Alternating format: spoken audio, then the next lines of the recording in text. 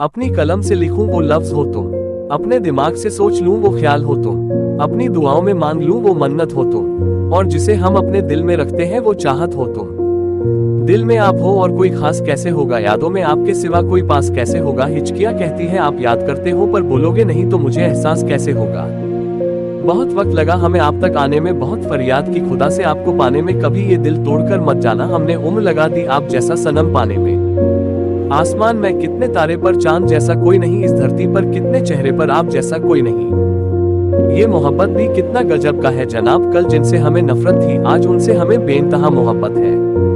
बहुत सुकून मिलता है जब उनसे हमारी बात होती है, वो हजारों रातों में वो एक रात होती है, जब निगाहें उठाकर देखते हैं वो मेरी तरफ, तब वो ही पल मेरे लिए पूरी कायनात होती है।